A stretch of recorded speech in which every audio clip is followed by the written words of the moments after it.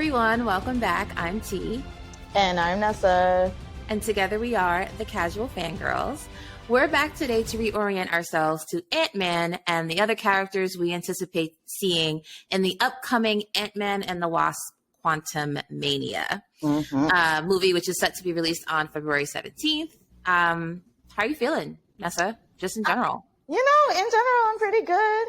Got a lot going on, anticipating this movie. Okay. I'm excited. Been rewatching a lot. Okay. How about you? What's been going on? I'm excited for it. I'm excited to get back into the MCU and hopefully, the last time we were with the MCU was with Wakanda Forever, and that was really, really sad. I'm used to MCU movies having a little bit more comedy in them and just being a little bit more jovial. So I don't know what we're going to get with Quantumania, but I hope it's not more crying. I think we are. Honestly, I think we are. Hate to bust the bubble, but I think we are. Hopefully not. Well, okay, So that being said, let's jump right in. But before we jump in, let's obviously do a spoiler warning. Yes, guys. So this spoiler warning is basically a blanket one for the MCU, but especially for the movies Ant-Man, Ant-Man the Wasp, Avengers Endgame, and the Disney Plus series Loki. We're going to sprinkle some other things in, but we'll definitely warn you before, and it probably won't go in too deep. That's going to ruin anything for you guys in a major way. So if you haven't seen any of these movies or these shows, you might want to take a pause, go watch them, come back. But hey, F it. If you want to hang out, come hang with us. You're more than welcome as we go through these movies. Another spoiler alert, you might see me get frustrated and upset because I hate time travel, and writing this outline was already grinding my gears. So let's get into it. Take us back to 2015. Right, let's go back in time to 7 years ago to 2015 when we first meet Scott Lang, Ant-Man. Ant-Man the movie was the last movie in the phase 2 of the MCU in the Infinity Stone saga. And so we meet Scott Lang, and he's just getting out of prison for hacking into the company Vista Corp and returning money that they stole from his customers. So kind of your Robin Hood type character. I'm pretty sure something along that characteristic is going to play some role in Quantumania. We'll see. He also broke into the CEO's mansion, stole items, and drove his car into a pool, but that's neither here nor there. He gets a job at Baskin-Robbins, which he is quickly fired from when they realize that he was in jail before. He lied, and apparently Baskin-Robbins always finds out. He's not invited.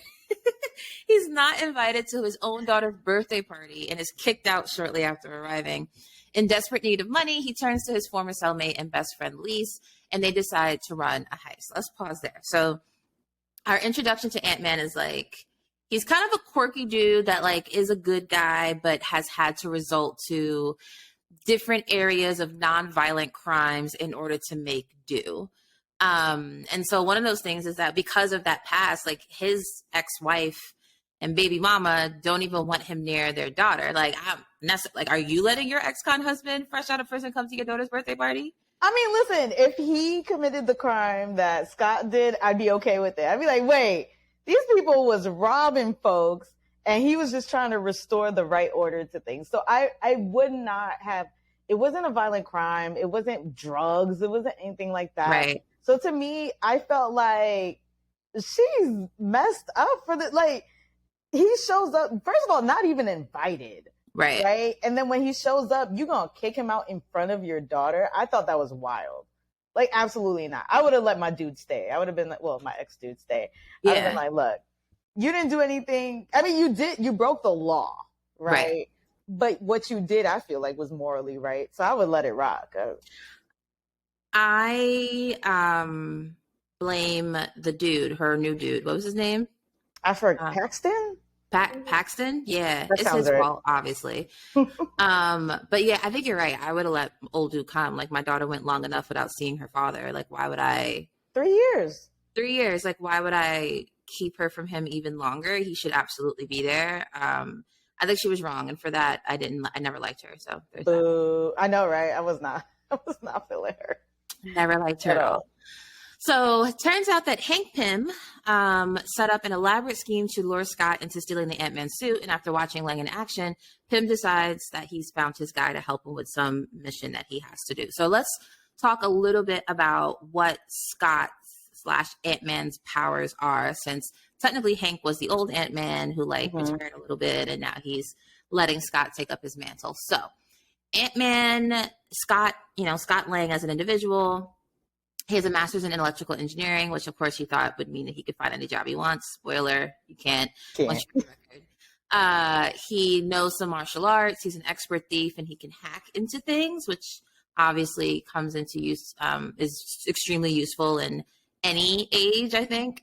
But when Scott Lang, so those are kind of like his individual characteristics that make him a formidable individual to even be worthy, quote unquote, of wearing a superpowered suit. And when he has the suit, the Ant-Man suit, he can shrink down to the size of an insect. He can grow to enormous heights, I think 50, 60 feet or something along those lines. He has super strength. He has increased durability. And he can manipulate insects through using the technology in the Ant-Man suit and, things like that. So, which is more useful than you would think. I mean, if you think about the fact that there's insects everywhere all the time. Oh, poor Anthony.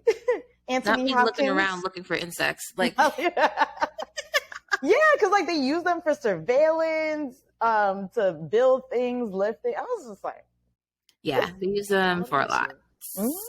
Yeah.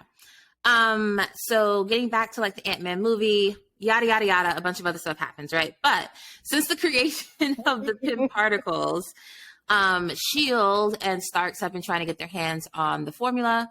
We saw at the beginning of the movie that, and not in a evil way per se when it comes to Stark and S.H.I.E.L.D. It's just this is a great invention. We can do so much good with it. And Pym is I don't trust y'all. Yep. I wouldn't either. Yeah, I would. Clearly, they were Hydra. Right. Clearly, they were Hydra in there too. So they're trying to get their hands on a formula. Pym's protege, Darren Cross, has been attempting to recreate the formula and figures it out. Creates a yellow jacket suit. So it's like the Ant-Man suit, except the yellow jacket. It has lasers and stuff that it shoots. It's kind of cool. Darren wants to sell the suits to the highest bidders and provide his own particles, giving him great power. He wants to basically sell the world's next greatest weapon and be the person that is also selling all the bullets, so that everyone has to come to him in order to wage war, which is low-key kind of brilliant. But villains, I don't expect too much less from a good villain. Do we think Kay's a good villain? Maybe that's a conversation for another time. We can talk about it when we finish the okay, fine. Yeah. Let's get through this movie first. Let's get through this first. Hope, and who's Hank's daughter, and Hank pretty much hire Scott with kind of against his will, honestly, to try to stop Darren and help him not be able to recreate the Pym particle. So that's pretty much this Ant-Man movie in a nutshell. Now, the parts we need to pay attention to. Tell them. Is when Hank Pym is kind of describing the technology or what the technology allows us to access, which in this specific case is the quantum realm.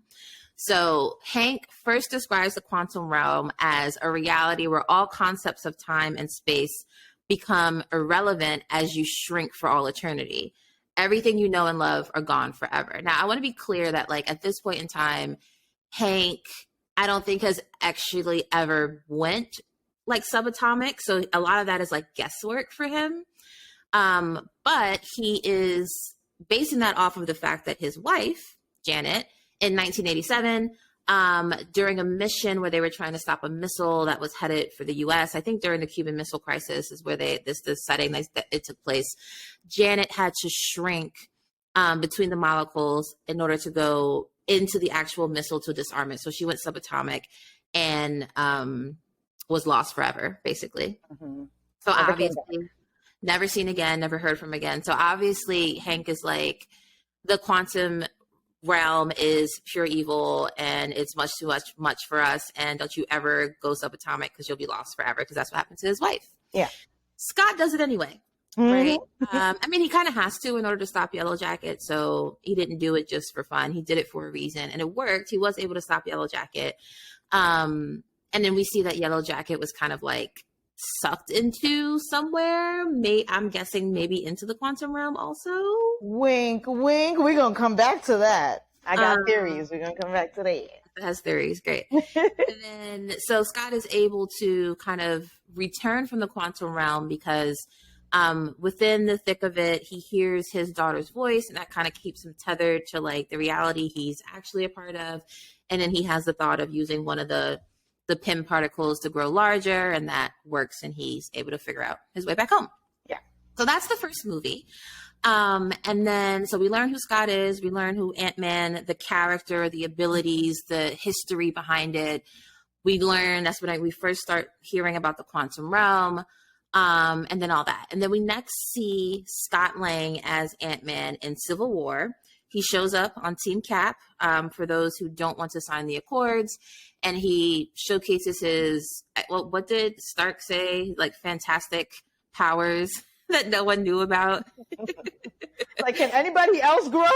Anybody else got any powers we don't know about? Yeah, exactly. But when it comes to like the lore behind Ant-Man or the quantum realm or any of the other characters we think we're going to see in Quantumania, there isn't much else to kind of highlight from the Civil War movie, except that it's a good movie. So if you haven't seen it, you should absolutely go see it. Yeah. Next up is Ant-Man and the Wasp, and I'm going to let Nessa kind of take us through what parts of that movie we think are going to be super important for Quantumania. Well, before we get to that, I wanted to ask you, like, how did you even feel about like Ant-Man, the movie, and the character coming into the MCU? Because that's our whole first introduction to him. It is, you're right. I think that I didn't know what to expect. So, admittedly so, I seen Endgame before I saw Ant-Man. Like, I saw Endgame in theaters, and then during lockdown in New York City, I went back and rewatched all the movies in chronological order, and then finally saw Ant-Man. So, I liked it. It's a cute movie. It's funny. You know, it's a slightly different tone. I love a heist movie. I like heist movies. So I thought that was pretty cool. I liked it more than the second one. I like the first one more than the second one. I think the more we try to go and talk about the quantum realm and what you can and can't do in there, the more they lose me, because some of it doesn't make sense to me. So it kind of loses me. But other than that, I think character-wise, I think it's great. I love Paul Rudd. I love Paul Rudd. Anything, yeah. I think Paul Rudd was the perfect casting for this, and like set the tone off right. Yeah. With this movie, and I just love the humor in it and everything. And I never knew Ant-Man as a comic character ever, so I thought he was great to like be the one to introduce it.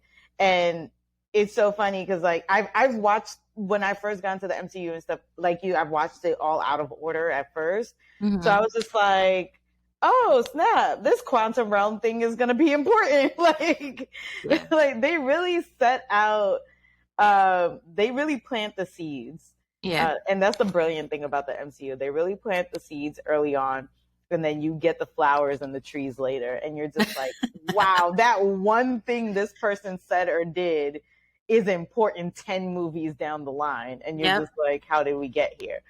So I really, really love that. But I thought it was a good movie. I mean, it's a mid-tier MCU movie for me, I would say. It'll probably be in my bottom tier. Like top bottom. Yeah. I think top bottom for me, low mid, maybe somewhere in that range, falls in there somewhere. But yeah, it was fun. It was a fun film. Sure. Alrighty. Ant-Man and the Wasp, 2018, y'all. This movie was released. So this movie comes out after Infinity War. And basically, while we're in the movie, we realize that Scott is having dreams about Janet Pym and has this weird shared connection with her after he's come out of the quantum realm. Now, keep in mind that Janet's been gone for 30 years. So that's how long she's been in the realm. And Hank and Hope build a tunnel to the quantum realm to help save Janet, because Hank is like, wait a minute, you went into the quantum realm and came out. There might be a way to save Janet. So they build this tunnel to the quantum realm.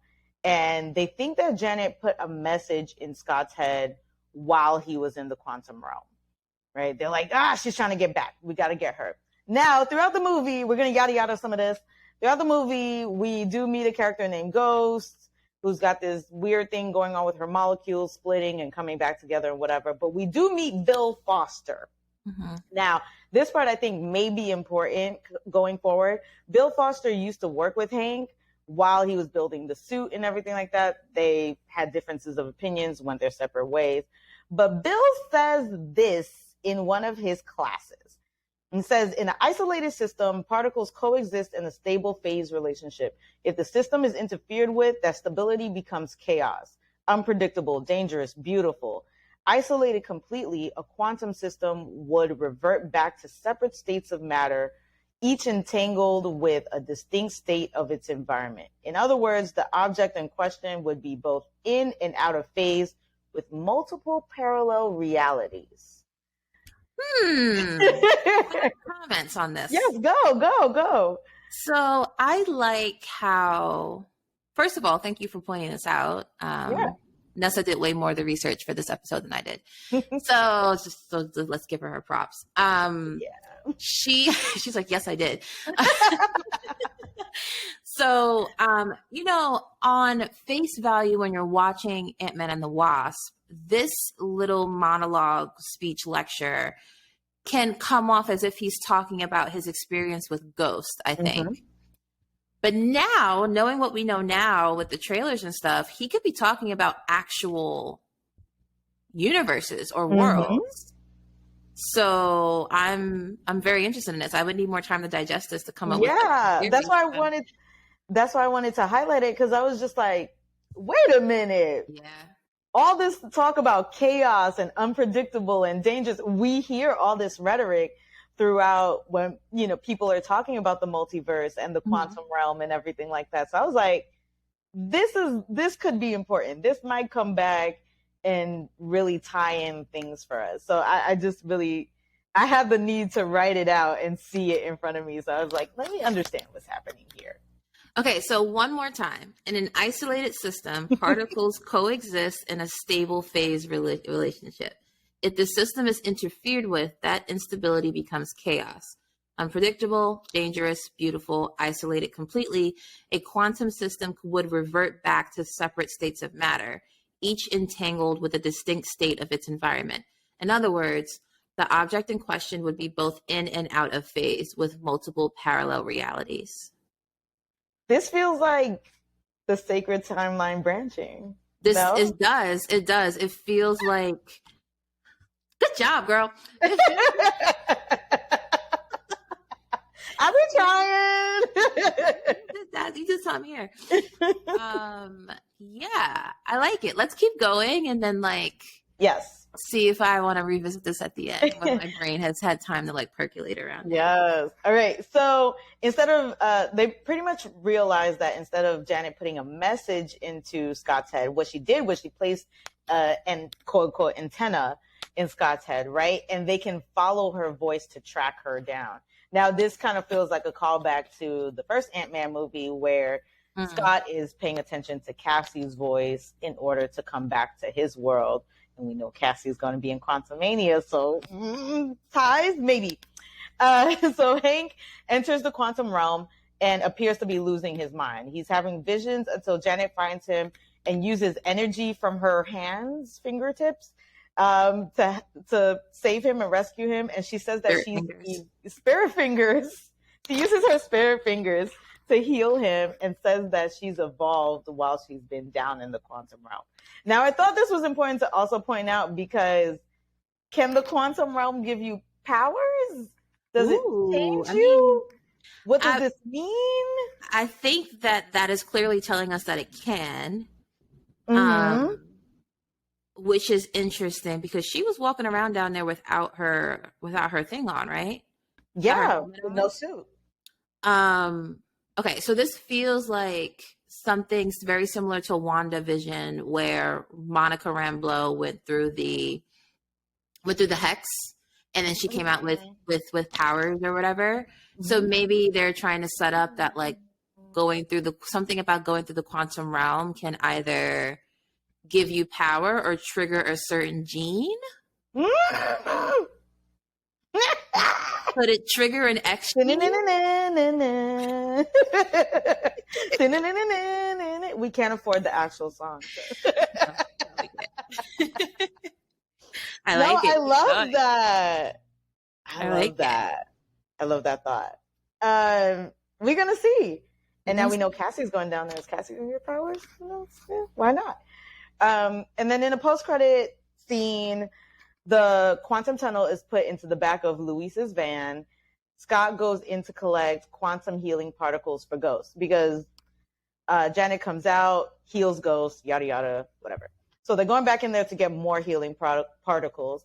And as Scott goes subatomic, Hank, Janet, and Hope are all snapped by Thanos. Gone. And he's trapped in there. Now I'm going to say Ant-Man and the Wasp, bottom tier movie for me. Bottom tier movie. Same kind of humor, which was cool. The villain, I can't even remember his name, but he was trying to get the lab and try to get to the quantum tunnel and all this stuff. Didn't do it for me. I did not care about Ghost, although Ghost is going to apparently be showing up in Thunderbolts. Yeah, I saw that. Yeah, at the end of the movie, she just kind of runs away, so we don't know where she goes. So I don't know. I could have done without the movie. Again, the only thing is it's important because they go back into the quantum realm and get Janet back. So that's important. How did you feel about the film? I agree. It's in the bottom tier for me, but I want to give the caveat that Ant-Man and the Wasp had to come, what came after Infinity War, right? Like the expectations at that point in time was like so high that I don't know that. I think if it would have came earlier, then maybe it would have been received a little bit differently. Like if it would have came like right after the first Ant-Man, it probably would have been very like compared a lot similarly. The other thing I would say too is that the movie doesn't really have a villain, in my opinion. I think I think there's a lot of inconveniences, but the real villain is just time. There's no villain. It's just inconveniences. Just a bunch of inconveniences because really the villain is time because they're trying to race against time in order to get to Janet. And all these different things just keep getting in the way of that. And so, I don't know. Their villains are very, like, ground level, too. And it's... It's like, oh, the corporations are the villain, right? Capitalism is the villain.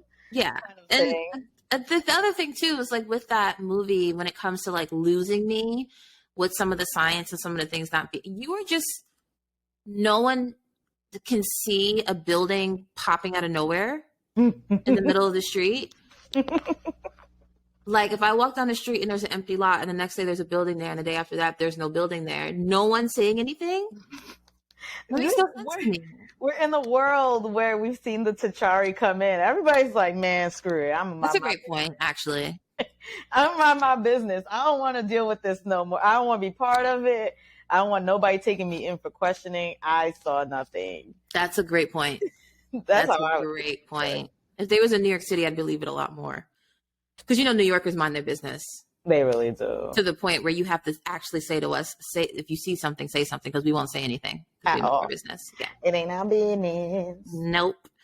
So after Ant-Man and the Wasp, the next time we see Scott Lang, Ant-Man obviously is in Endgame. He is the catalyst, which gives us the entire plot point, the plot line for Endgame and getting all of our heroes back. So in that movie, a rat steps on some buttons, yada, yada, yada. Scott comes back from the quantum realm.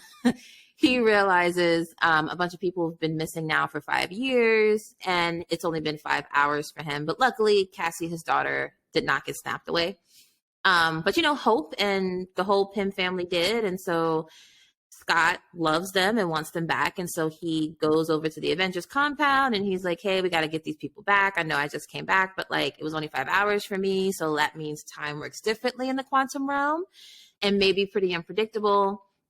So he comes up with a plan to enter the quantum realm at one point in time and exit at another point in time. Essentially trying to do a time heist, I think is what he calls it. And then along with Cap and Natasha, Scott tries to convince Tony to help with the time heist. And Tony's like, no, that's stupid. So then they go immediately no. So then they go meet with the Hulk, now Smart Hulk, He put the brains and the neuron together. Like 18 months in a lab on the beach in Mexico drinking, apparently, as we find out from She-Hulk. But anyways. Yes, meditating, doing yoga. Meditating, doing yoga, building a lab with Tony. Yeah. Who apparently Hulk thinks is his best friend. Yo, how many people say that Tony was his best friend? Everyone. It's wild to me because Tony's best friend was Jarvis. Yes. Pepper. Pepper? No, he sleeps with her, so it doesn't count. That doesn't count. Okay, anyways, back to what I was saying. They go to Smart Hulk, and Smart Hulk was like, maybe it could work, maybe it can't. He's pretty skeptical, but they try it anyway using the quantum tunnel in Scott's van. And instead of traveling through time, they actually kind of push time through Scott, so he becomes like super old and super young through the test trials. In fact, he even pisses his pants, which is kind of funny. I don't know if it's the young me or the old me or the me. Or the me who pissed my pants. So now get into my most detested part of this movie, please. Okay, I'm gonna get into it. So, long story short, Tony shows up and he's like, "I fixed it. I made a little like Apple Watch, and we can do it. Fine." So, Rhodes and Scott both pitched the idea of traveling back to stop Thanos via murder as a baby, like just.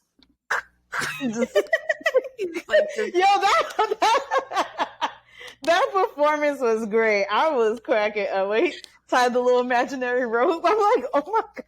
Rhodes was low key like. Quick aside, because they deleted this scene, but there's a scene where Rhodes is questioning Cap about why he didn't just jump out of the Valkyrie instead of crashing the Valkyrie. Yeah, have you seen that? No, I haven't seen that. It's like in the extras. There's a deleted scene where Rhodes is just like, I don't understand why you couldn't have jumped out of the Valkyrie before crashing it. And Cap was just like, there wasn't another way. And Rhodes was like, it kind of sounds like there was another way. And then Cap just like walks away from him. I love that because Black people gonna be the one to be like, but you could have. So why didn't you? That's kill baby Thanos. That's exactly what I was getting at. It's just like, I love when they have characters of color being like, why are we not talking about the elephant in the room here? Like, this seems like a very simple solution to all this. Can we at least talk about it? No? Okay. Because I'm going to call you out on your stuff. You could have jumped out, Cap, and you didn't. You went down for no reason. Let's just I need answers. Call a spade a spade. Yeah. Anyways, so Rhodes and Scott both pitched the idea of going back in time and killing baby Thanos or, like before he's even thought about the stones. And Smart Hulk was like, it doesn't work that way. It's not like the movies. They do this funny bit where they go through like all these movies that talk about time travel. And then they're just like, wait, so all of that was like BS? Right. Time Machine was BS? Terminator, Quantum Leap, Back to the Future? He was like, Die Hard? No, that's not one. That's not one. Anyway. I love Paul Rudd because I feel like I am him, he is me. I would have been the one idiot to like put a movie in there, and I'd be like, no, that wasn't me. That wasn't him. No, that wasn't it. No, that's that one. I definitely would have been Rose. Like, can we just go kill this dude? Like, I'll do it. Like, yeah. No so, what does Hulk explain? Hulk explains that changing the past doesn't change the future. Because if you travel to the past, that past becomes your future, and your former present becomes the past, which can't now be changed by your new future. This bothers you. A lot. This makes sense to me. Okay, so it bothers me, because when people talk in circles like that, my brain short circuits, and Fair. I'm just like, it's too much work to wrap my brain around it. But I am a believer of if you go back in time, I believe in like the butterfly effect, basically. If you go back in time, one little thing can absolutely change your entire future. I believe in that. I feel like the MCU is working in this predestined notion of time and maybe more in like a circular kind of idea of time where it's like, even if you go back in time, it doesn't change what subsequently happened. Because it already happened. Always happened. Right. Like it's always happening and always will happen. Right. And I just don't prescribe to that. Okay. So it's difficult for me to accept that and be okay with it. So, one, make sure your mic isn't hitting your necklace. Sorry. But that's okay. Two, I hate to do this, but let's bring it back to my favorite fantasy story of all time, Harry Potter. Now, in Harry Potter and the Prisoner of Azkaban, that time travel is essentially what they do in the MCU. That circular piece of it. Whereas Harry and Hermione, spoiler, go back to try to save Sirius and Buckbeak, and they realize that is what had happened all along, was that like circular loop thingy. Yes. Now, part of me can accept that a little bit better because as the movie is going on, there are certain things happening that let you know that they've kind of already gone back, right? So like when they're in Hagrid's hut, a stone goes through the window. We don't know what happens until they actually go back in time. And it was like, oh, one of them threw a stone through the window. Right. So it's like my mind can grasp it a bit better. You set it up a little bit better, yeah. Yes. Yeah. But this...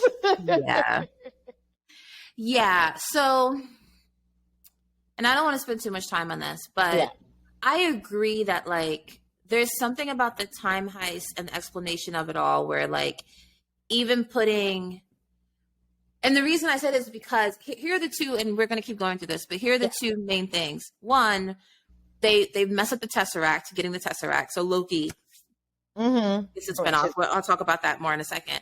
But also the 2014 Thanos gets moved all the way up to the 2023 era.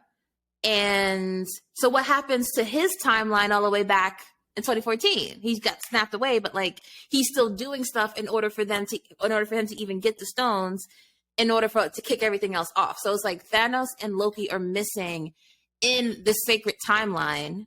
Yeah. Based on the time heist, and nobody's talking about it. So yes, I agree with you. Like the circular nation of like how Hulk explained it makes sense to me because that's essentially what we saw in the Harry Potter movie. Yeah. But the way it was executed doesn't feel right, and I'm still waiting for them to explain it. So to get back on track. Yeah. Because we could do this all day, but yes, go ahead. Bring us back. Bring us back. We can do this all day. Okay. I got on my Captain, my what is this? Captain America shirt. Yep. The shield. The shield. So during the time heist, Scott and Tony try to steal the Tesseract in 2012 after Loki is defeated. This is where Loki steals the Tesseract, like I mentioned. And from there, he ends up at the TVA, and we'll get back to that. Mm-hmm. Now, Hulk, when he tries to get the time stone from the Ancient One back in 2012, the Ancient One kind of explains it this way. The Infinity Stones create what we know as the flow of time, which doesn't make sense because when you're at the TVA, they have a bunch of them in a side drawer somewhere. But anyways, remove one of the stones and that flow splits. One reality will benefit while the split one must navigate the world without the time stone. Hulk says that they can return the stone to their timeline when it was taken. So chronologically, in that reality, it never left. Which again, when you're saying these words on the screen, they make sense to me. Mm-hmm. They don't make sense in how the movie and subsequent like Disney Plus shows have been executed. It's like there's a missing piece here that no one's talking about, and it's bothering the hell out of me. In any event, in Endgame, they win. Scott celebrates with Hope and Cassie. He later attends Tony Stark's funeral. That's the last time we see any of the Pyms because they're all there and Scott's playing, basically. Yeah. I mean, with all-time heist things aside, Endgame is top tier movie for me. So. Of course. Of course. But Endgame is top tier because it's banking on the emotional weight of the previous 22 movies. Yeah. Everything comes full circle. We get all these moments that pay off. Mm-hmm. It really is a great movie. I think Infinity War is better, but it's a good movie. I'm not mad at that assessment. I guess it's a conversation for another time. Yeah. So that basically brings us to the end of our Infinity Saga, right? But we get little glimpses of what's been going on in Scott's life throughout Phase 4 with the Hawkeye series and Ms. Marvel.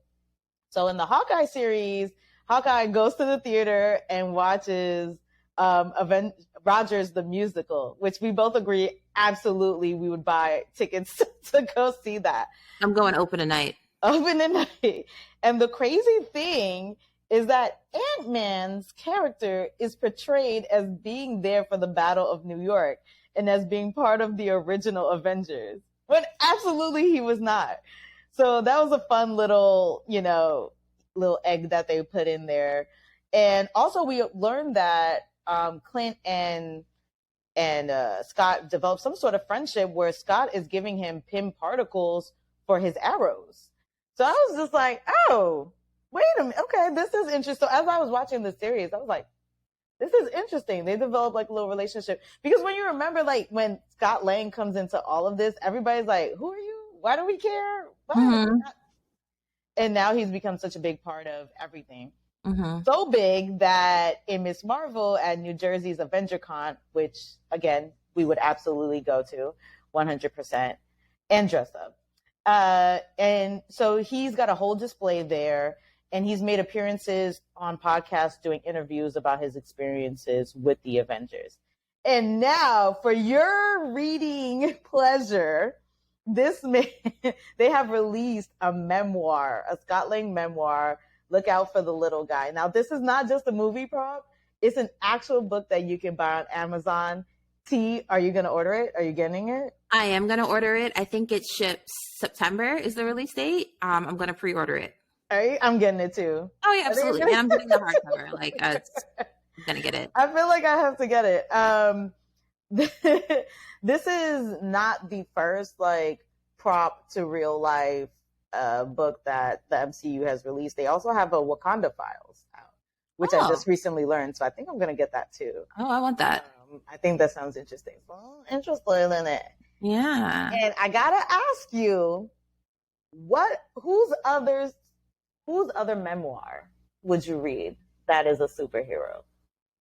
Cap, because I want to know what he did after he went back in time. That's one. You think he's going to talk about his girl? I don't know. I don't need to talk about her. He's going to talk about her. I don't need to know the details of their first dance. I just need to know what he did while he was dancing and the world was crumbling around him. That's what I need to know. Was he helping out when he went back in time or not? No. I'd want to hear his. I would want to read his, and I would want to read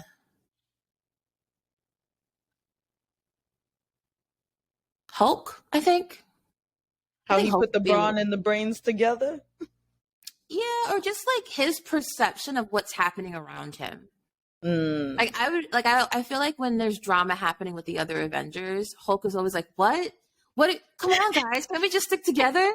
And I would just like to see it from that perspective. He's so brilliant, but so left out of most of the plans.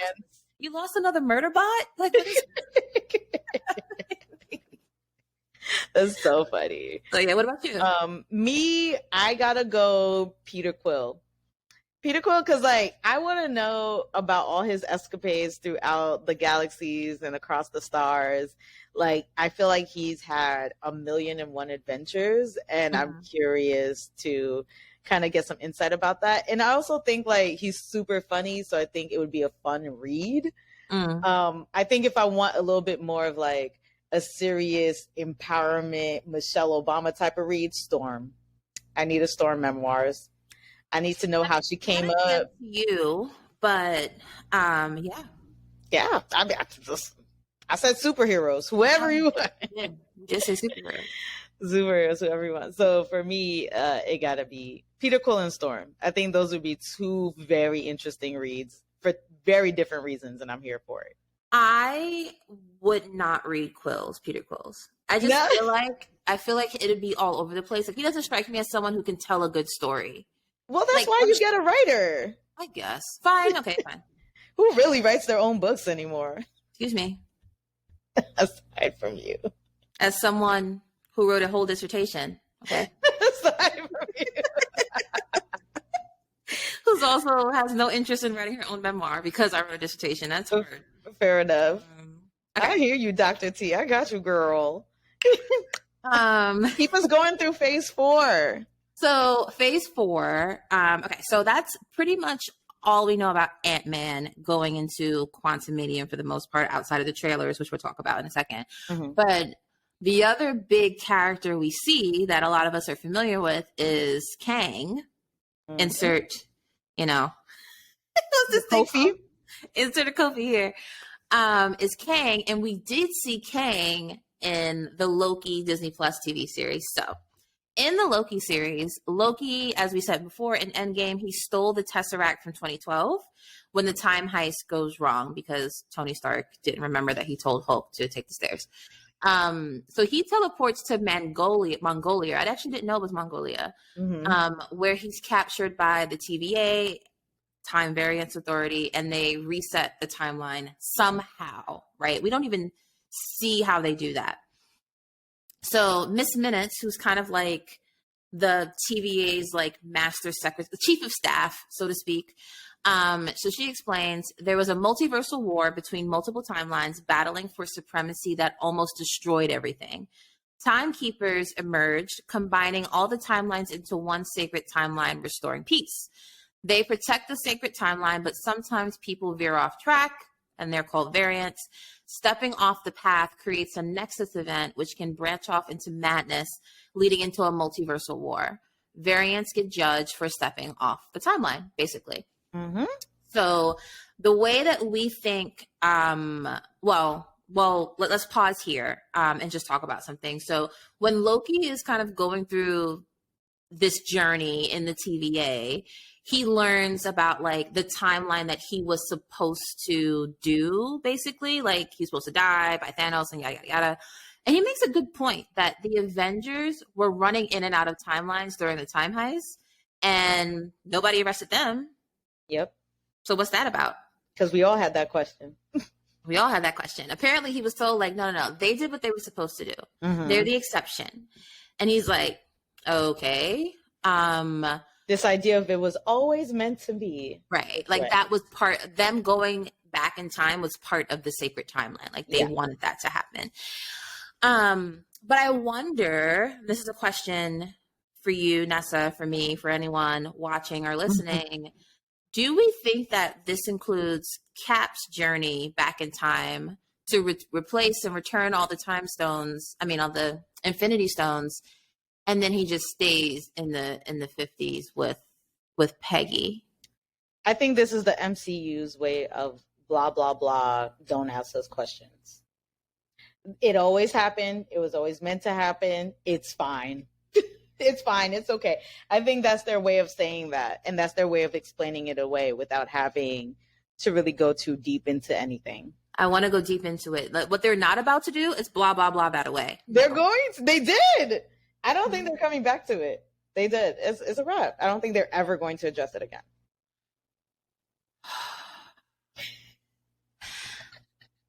Loki came out after Winter Soldier. Winter Soldier and the Falcon and the Winter Soldier. I hope not. I hope not. Because in She-Hulk, they talk about whether or not Rogers was a virgin. So they were still like bringing up stuff that like they could have just let die.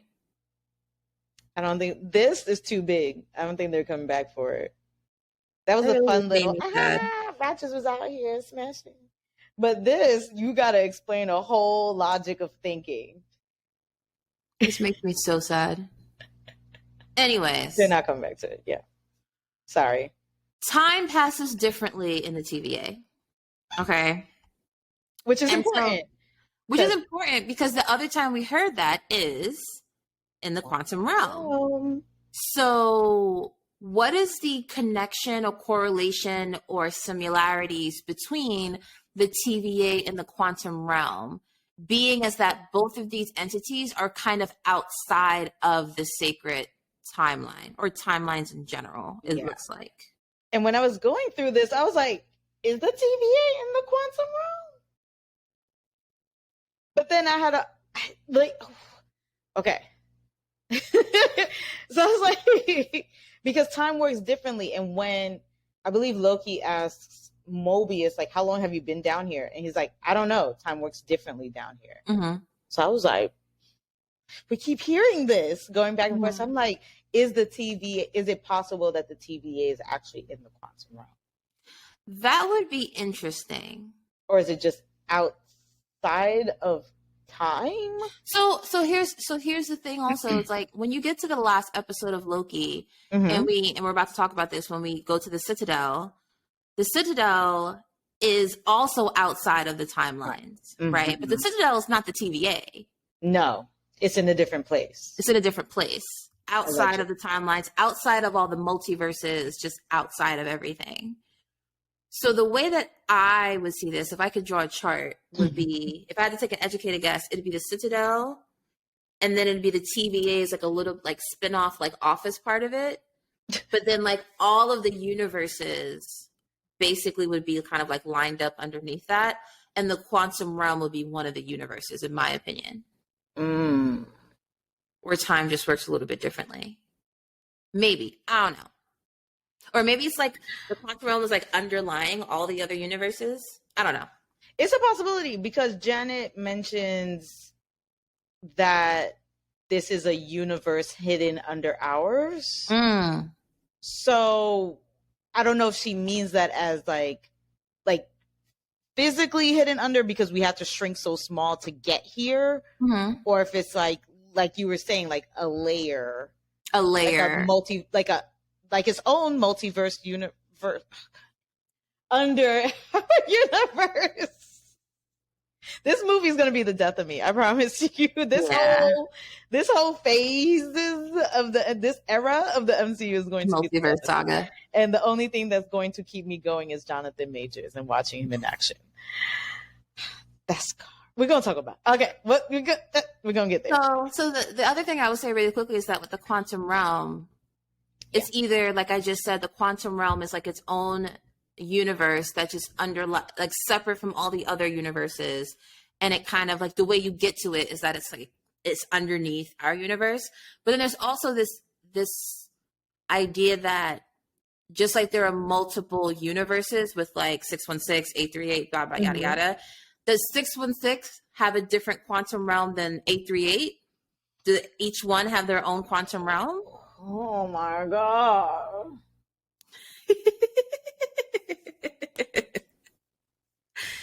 I think that's a legitimate question.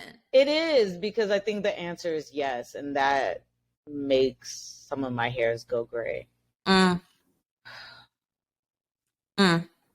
right. I mean, just lingering questions. Just we're not going to have the answer right now. Lingering questions going into Quantumania. So okay, back with Loki. Mobius uses Loki to hunt down one of Loki's variants called Sylvie, whose plan is to destroy the TVA. She's pissed that they got rid her out of her timeline. Kicked her out of her timeline. Yada yada. Yeah, and like it's like you're messing with people's real lives here. What are you doing? What are you doing? Free will, that whole kind of thing. And then we realized that all the employees of the TVA are actually variants that they went to prune. And instead of pruning them, they just kind of like wiped their memories and was like, "You work for us now." To like try to stop. Minutes was lying. Miss Minutes is a liar. So at the end of the show, they end up at the Citadel at the end of time, where he who remains, aka Jonathan Majors, aka my one pass in my future marriage, I think. He tells Loki and Sylvie that I don't think it would be him, it would be somebody else. Sylvie, that he exists to keep his other variants in other universes in line. If he dies, there's nothing stopping one or all of them from trying to take control of the multiverse. Sylvie kills him anyway, and we see that in this new reality, some version of He Who Remains is the obvious leader of the TVA and ostensibly the sacred timeline, if the sacred timeline even still exists in this new universe. Right. So He Who Remains is Kang, right? And that is who we see in the trailer as a variant of Kang. A variant of Kang, yes. These are two different people. Keep track, y'all. These are two different people. Right. So He Who Remains is a variant of Kang. Yes. Similar to how in the Multiverse of Madness, there were different Doctor Strangers running around with slightly different personalities and different intentions and different goals and all that stuff. Mm-hmm. So, right. So So what we know about Kang is that, or He Who Remains, sorry, Kang the character, but he who remains the variant tells us this basically. Yeah. A version of him from the 31st century lived on Earth as a scientist and discovered that there were universes stacked on top of his own. But other versions were learning the same thing around the same time. So they made contact with each other and had peace for a while sharing tech and knowledge. Some versions wanted to conquer, and the peace erupted into war, almost leading to the end of everything. The first variant discovered a creature created from all the tears in reality that would consume time and space itself, the big cloud thingy, Eliath, that you see at the end of Loki. He who remains weaponized Eliath and ended the multiversal war. He isolated their timeline, created the TVA, and managed the flow of time, preventing any more branches. After Sylvie stabs him, he who remains says he'll see her soon and winks. Do we think he who remains meant that he himself will return, or is he just talking about his variants? I think he's talking about his variants. I think it could be both. Okay. If we're going to prescribe to this whole thing that time is circular and it's always been happening and always will continue to happen, who's to say that at some point he who remains will not show back up? I agree, but going off of the thing that he said leading up to that was that he could see the future up until that point in time because it was dependent on what Sylvie wanted to do. I guess that would mean that like maybe after she stabbed him, he was able to see more into the future again. Or I think he was just assuming that one of his variants would come for her. Yeah, I think it's both. I think definitely, because we definitely know like he warned her like, hey, if you kill me, there's worse coming. You think I'm the devil? Wait till you meet my variants, right? And so I definitely think he means it in that way. But it was just like the "I'll be seeing you again" and the wink. I was just like, I feel like there's something deeper here happening. Yeah. So I don't know. And then also it like in rewatching all these things and doing this research and stuff, I was just like, is this the sacred timeline because he made it the sacred timeline? Yes. It's the sacred timeline because I'm here. Forget everything else. But like everything else is still happening. But this is what we're going to call the sacred timeline because I'm here. Versus, I think when I first watched it, I took it in as this is our timeline and he needs to figure out how to keep it in check. Like, in other words, he could have been in any other universe or any other timeline, and that he would have called that the sacred timeline. But he's not in any universe at all. He's outside of all the universes. I think we talked about this during Loki. So is the universe a timeline? Oh, damn it. Do you remember that when we were watching? So we were like, yeah. Is a universe a timeline? Yes. You can have multiple timelines within a universe. I think that's what the time heist and what the Ancient One and everyone was trying to say. Because I don't think the Nexus event creates a new universe, right? But does it not? If things are going differently and things are changing. What if would tell us that it would be a new universe, right? No, a decision. Crap. Hold on, wait. And what if one decision makes it a different universe? And then Doctor Strange is like isolated outside in his own little like crystallized universe thing. So it's a physical place, like a physical manifestation of something. Could timeline, I'm sorry, my sister is like texting me and she has no respect for when I record. Is a universe a timeline? I want to say no, because why would we call the same thing two different things? The question is, what is the actual relationship? I think you can have multiple timelines within a universe. I think that's what I think. Now you see why I hate time travel. because I remember this being like a point of contention for us in terms of like, what are we watching here? Somebody make it make sense, right? Because then when you are resetting a timeline in Loki, are you just pruning another potential universe? Like, I don't know. don't know either. It's making me. I don't know either, and I hope they clear that up, because I'm even thinking now, like in Multiverse of Madness, we were talking about universes, not timelines. I don't think anyone mentioned a timeline in that movie, right? No, yeah. So okay, there's more of like different universes, like King said, right? Different universes stacked on top of each other. Right. It's basically how we're supposed to be looking at it. Right. And each universe should theoretically have a different timeline, because there are different choices and stuff being made in the different universes. I guess. Okay. You know what? Whatever. Multiverse of Madness. Let's talk briefly about that, very briefly. We actually see different universes. Yeah. We meet America Chavez, who can punch holes into the multiverse and like actually travel from universe to universe. Mm-hmm. I think America Chavez is a mutant. No one said that, but I believe that that's what she is, because there's only one of her, like in all the universes. And then we also, that's the first time we hear about incursions, which are when two universes, like the boundaries between two or more universes kind of erode, and they begin colliding and like blurring together, and essentially they both get destroyed. Like one or both of them get destroyed. So, you know, as we're talking about timelines and universes, and I'm sure that is going to be something. Because remember, at the end of Multiverse of Madness, that chick Cleo pops up, and Doctor Strange has like the third eye. Yeah. And she's like, oh, there's incursions happening all over the place. You have to come. And he's like, let's go. Right. So we have that, yeah. And then we'd be remiss not to mention No Way Home, of course, when Peter goes to Doctor Strange and is like, hey, I need to make people forget. And he's like, sure, let's build a spell. And then the spell goes all wrong, and then we get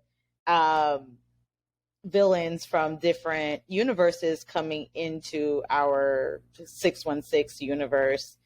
And at the end of the, you know, everything gets fractured. We see all these villains trying to pop in towards the end of the movie. It's a whole thing. So clearly we've come up to this point where our multiverse, our universe is fractured. Okay, real quick, and I'm sorry to do this, but since we're on the topic, I'm going to do this. Let's keep this to under 3 minutes. Okay. If we think about No Way Home, yep, and or Into the Spider-Verse, right? Yep. Mm-hmm. You have different universes in both those movies. There's a Spider-Man in each of those movies, in each of those universes, across the board.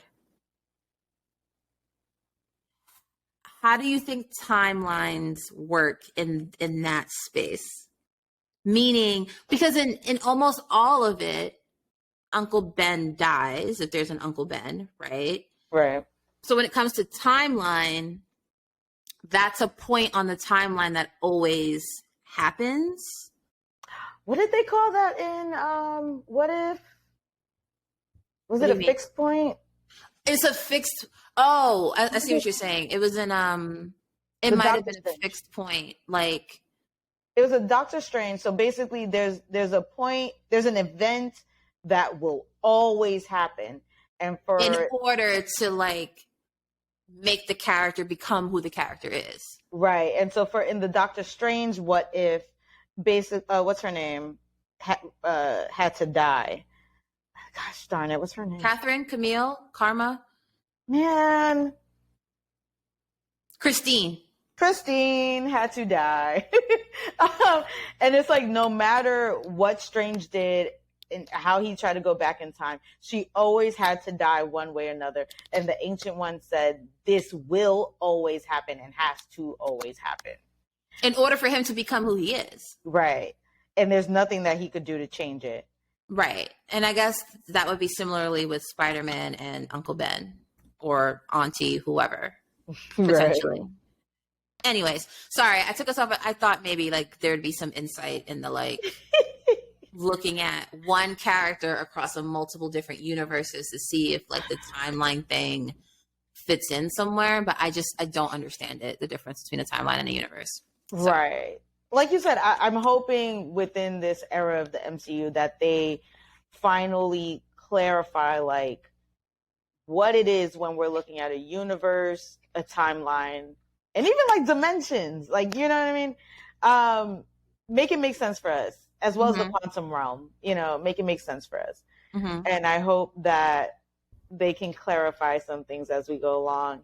We'll obviously revisit this idea moving forward, and we'll see where we land. Right. Let's see where we land. I mean, we get some snippets of stuff from the trailer. Nessa, you want to talk about it? And so, you know, speaking of looking forward, we've got the trailer for Ant-Man the Wasp Quantumania, right? We got a couple of trailers actually. And so in the trailers we see that Scott is a celebrity now. He's getting his flowers, he's doing interviews, he's got a book coming out. People are recognizing him, although some are still calling him a different superhero. Some guy's like, "Hey, thank you, Spider-Man." And he's like, "Okay." Baskin Robbins, he's employee of the month now. I mean, employee of the century now. And so like the tides have turned for Scott Lang, and Cassie's dumb self out here made a satellite for the quantum realm, which basically sends signals into the quantum realm. Now we know the name of the movie, so we can guess that Kang gets this signal, and they all get sucked into the quantum realm. Scott, Cassie, Hope, Hank, Janet, they all end up in the quantum realm, and Janet is shaking in her boots. She's scared. And we meet the reason why. We meet Kang, who wants Scott's help to retrieve something important in exchange for him in exchange, he will give Scott time. He knows exactly who Scott is, calls him Scott Lang, calls him Ant-Man. He's done his research, right? And Janet says, look, Kang can rewrite existence and shatter timelines. Do not link up with this guy. It's bad news. And whatever deal that Scott and Kang end up making obviously goes wrong. We see some fight scenes, and Scott is like, look, I don't got to win. We just both got to lose. And so it's this whole dramatic thing. We're going to be spending a lot of time in the quantum realm. I'm hoping that we learn a lot more. There's other beings down there. It seems like there's a whole civilization going on, and Janet describes it as a universe underneath our own. So were you excited when you saw these trailers? How did you feel? I got CGI anxiety watching it. Meaning like you're in a quantum realm for the majority of the movie. Most of the movie is going to be CGI. And I don't want it to be Spy Kids-esque. Ooh. Yikes. A little Shark Boy. A little Shark Boy action. Yeah, I don't want that. So we'll see. I mean, I'm interested in the plot points and the character dynamics and what is actually going on, and I think that's going to be pretty exciting. But I just hope it's delivered in a visual way that doesn't take me out of the film. I mean, I don't think it's going to be She-Hulk status, but it's looking pretty good. So no, God, well, dang. By the look on your face. I mean, the fact that She-Hulk was the most recent thing they put out besides Wakanda Forever. I mean, She-Hulk was supposed to be super meta, so there's a little piece of that as well, but I don't know. I'm hoping that this technology is where it needs to be. Yeah, I think CGI too, wise, they were rushing through She-Hulk. I think they were just like, make it look decent enough, put it out, we're good. But I think with this, they took their time, and I think it's gonna look good. I mean, Jonathan Majors look good. I mean, yes, he got that scar on his face. Now, I don't know what a scar do. Listen, Zuko. Who else got a scar? Literally Scar from Lion King. Scar. I think Harry Potter. I think Harry Potter got a scar. That's right. When Daniel Radcliffe grew up, I was like, that scar make you look a little badass. I ain't mad. But no, I'm excited because like even see that Kang stomp when he did the A-Town stomp on Lang's face, I was like, I don't know who I'm rooting for here now at this point, honestly. I love a good movie that's just like, wait, this person has a point. I kind of want to mess with it. The closest I've gotten is the Black Panther series, where I'm just like, am I on Wakanda's side in this? I don't know. And that's for Talokan and, Black Killmonger. Yep. Killmonger. That's what I was like, wait a minute. You might be wrong here. We need to think about this. So Absolutely. But also in the trailer, theory corner here for a second, right? Let's do it. Let's talk about it. So in the trailer, we get a glimpse of a character named MODOK, which stands for Mobile Organism Designed Only for Killing. That's clever. And in the comics, it's basically like this lab tech who goes in for experiments while scientists are trying to create a cosmic cube. That sounds like a tesseract. Because I had to go and look up what cosmic cube meant, right? So stay with me here for a second. So the cosmic cube can control matter and energy and answers to whatever sentient being has control over it. Sounds like a tesseract, like you said, right? It does. So we know that Kang wants Scott to get him something and give him something. And so we know that Kang is trapped in the quantum realm. It's not like he's necessarily choosing to be there. He's trapped there. You're a smart cookie. So what if he already knows everything about Scott? So he's got to know that Scott went through the quantum realm, retrieved the Tesseract, lost the Tesseract, retrieved it again, all that stuff, right? What if he's trying to get a cosmic cube to get himself out of the quantum realm and then go on conquering universe after universe? Because that is the stone that will let you jump universes. Yes. Now, also, when it comes to MODOK, we get a quick glimpse of his face. He looks like Darren Cross. In the first movie, Yellow Jacket, we know disappears into himself, right? Mm-hmm. Disappears into himself. Or the quantum realm, maybe smushing himself together, taking on this little MODOK form. And somehow maybe Kang picks him up, gives him some more tech, whatever it is. Because there's some alliance or something going on there, because like they walk off a ship together and stuff. Okay, so I think you cracked it, honestly. Kudos to you. Let me give you your flowers now. I think you cracked it. What my brain is doing is like, if he is after the Tesseract so that he can jump universes and get out of the quantum realm, he could also get out of the quantum realm by just taking Ant-Man's suit. Theoretically, I don't know. Like, okay, I guess the question is like, what is it about how they got sucked in that prevents them from getting back out? So I guess that's the first thing we'll need to figure out, right? Right. But if, maybe who put him there? Right. So, because it really would be like, yo, let me go back and get my Ant-Man suit. I'll build you one and just give it to you. Like, you don't need the Tesseract. I can just go do this. Because if I'm going to need my Ant-Man suit in order to go back and get the Tesseract, I could just give you the Ant-Man suit. Or you could just take the Ant-Man suit from me and do it that way. But in any event, I guess that still doesn't stop him from, like, going from multiple universes, because he'll still have to get the Tesseract at some point once he gets out of the quantum realm. I do think that is a very plausible plot line, that he wants that. I think what keeps popping into my head is all of the Infinity Stones that was just like in a spare drawer in the TVA. Yeah. There's something about that feels like I'm either going to have lingering questions about it at the end of this movie, if this is the plot line, or they absolutely have to address. Yeah. I mean, I think my thought is that's part of how he who remains was maybe trying to keep some order, right? Collecting all the stones. And then once they get to the TVA, somehow, some way it's depowered. I don't know. They don't work because they're not in a universe. Right. Because I remember we saw in What If that Gamora's Infinity Stone Crusher didn't work. It only worked on the Infinity Stones from her universe. Yes. So Infinity Stones are like fingerprinted to the universe that they belong to. They don't work in other universes like that. It's a lot. It's a lot. It's a lot. I feel like we have the pieces here. Yeah.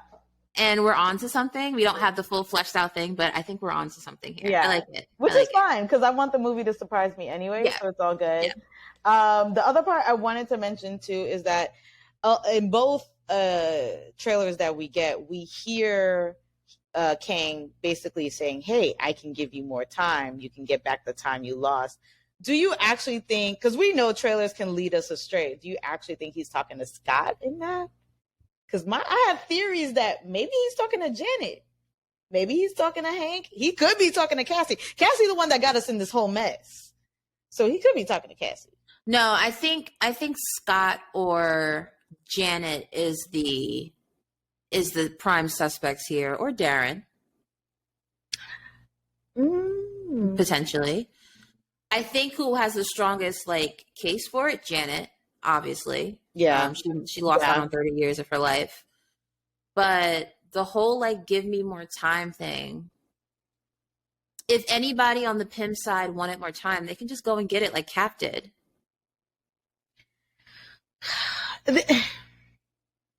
Again, they need to explain Cap. They could.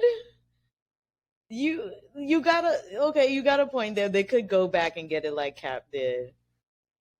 But also, I think for them, I think they're too afraid to do it because of what it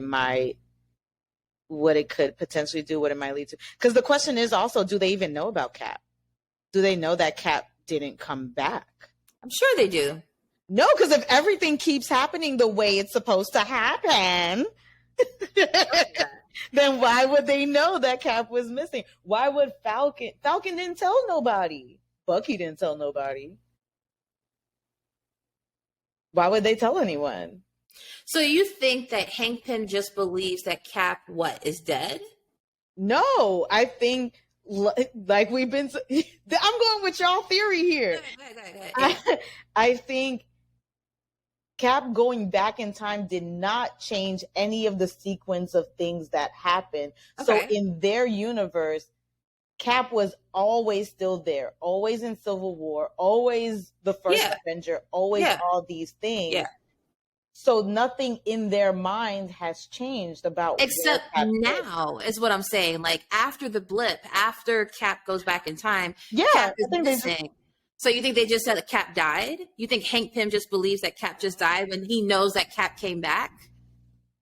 Okay, they got to adjust it in the movie. Right. That's what I'm saying. Like at least the Avengers should have an idea of where Cap is. That's what I'm saying. Yes to all the other stuff that you were mocking me on. What you're saying. But that's part of it. Is like Hank, Scott, Janet. Hank is not going to just be like, oh, well, Cap just never came back. He's going to be like, no, tell me about that. You think they're going to adjust it at all? I don't think they're going to talk about it. I stand by that. I don't think they're going to talk about it. I don't want to believe that. So let's move on. This is the third movie in a franchise. Something's got to go. Somebody's got to die. Well, in the other movies, I don't think anyone died in the Iron Man third movie, but for our main, he gives up his suits and stuff. He gives up his suits. Thor loses his hammer. Captain America loses his shield. Peter Parker loses his identity. Excuse me, right? So I think Ant-Man.